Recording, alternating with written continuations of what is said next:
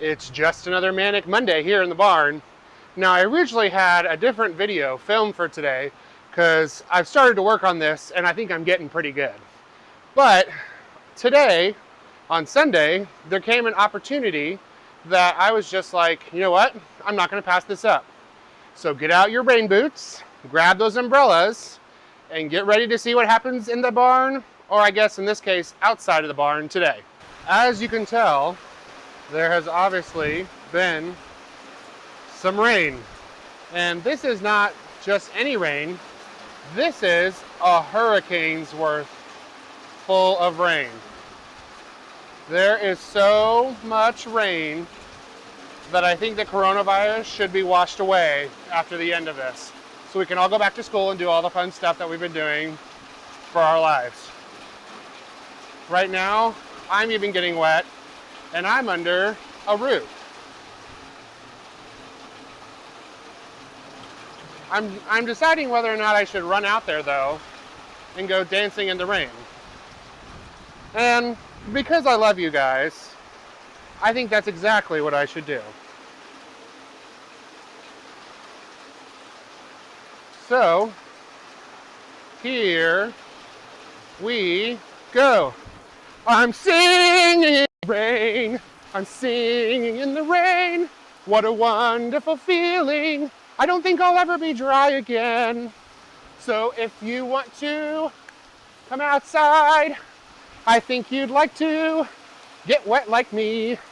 I know today's not a sing-along, but I couldn't pass up the opportunity to sing and dance in the rain. Good morning, Salem Saints. Happy Monday. Hey, it's Mr. Greedle here. I am gonna jump back into the rotation for some devotional thoughts this week.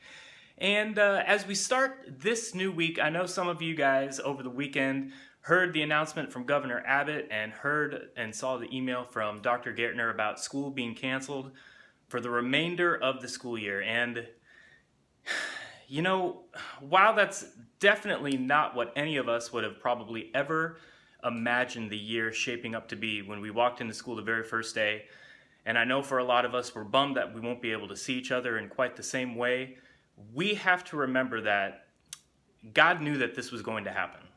Way back, even since the beginning of time, God knew the circumstances, the situations surrounding this 2019-2020 school year. So even though it's new and kind of maybe sad and hard and frustrating for us at times, we have a God who this is not new. It's not catching him off guard.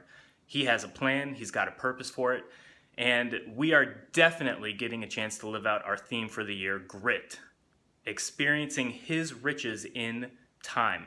Not quite sure what that's going to look like, but it's exciting to know that if we continue to persevere, if we continue to lean and trust in him, there is going to be something waiting for us, a blessing that is going to come and is going to be incredibly more than what we could have ever thought. So hang in there, guys. Continue to do the very best that you can. Stay positive.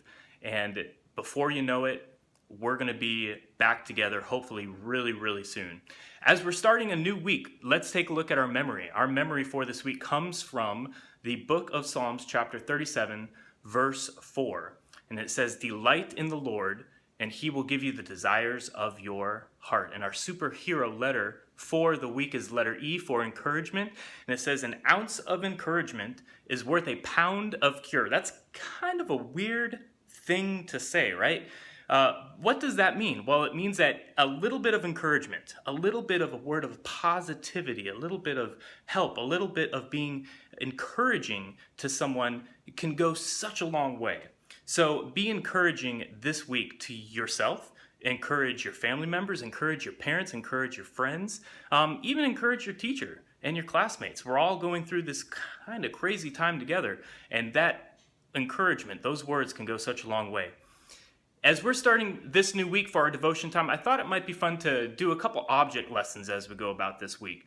So, the first object lesson, I'm getting ready for classes on this Monday morning. And of course, before I start school, I always have to have a good breakfast. So I cooked up here a nice tasty egg. Doesn't that look good? Anybody like eggs out there? This is sunny side up. I was feeling a little I don't know, just feeling a little sunny side up on my egg choice today. And it reminded me of a passage from the book of Matthew, chapter 5, where Jesus is giving a sermon, and he says to the people that are there, he says, "You are the salt of the earth." Now, what does that mean? Is Jesus saying go and sprinkle yourself on a whole bunch of food because I want you to be salt?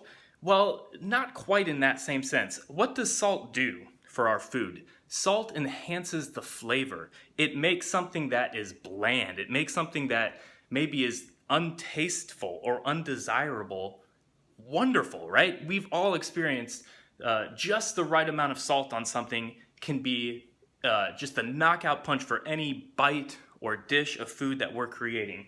And so the salt that we use on our food, Jesus is saying, I want you to be that salt in this world. I want you to be that flavor. I want you to be those words of encouragement. I want you to be the kindness so that when people see you, they see me. So today, as you start week 5 of online learning, I want you to remember salt. When you're eating breakfast or lunch or dinner and you sprinkle a little bit of salt on your French fries or on your eggs or whatever food that you've got, I want you to remember that Jesus is calling you to be salt as well. He wants you to be a light. He wants you to be that flavor to all people, to your siblings, to your mom and dad, to your neighbors, to your friends, to your classmates, your teammates, so that people can see him when they see you.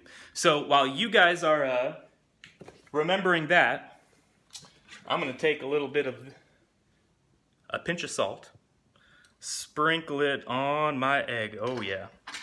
See those salt crystals there? I'm a big fan of salt. And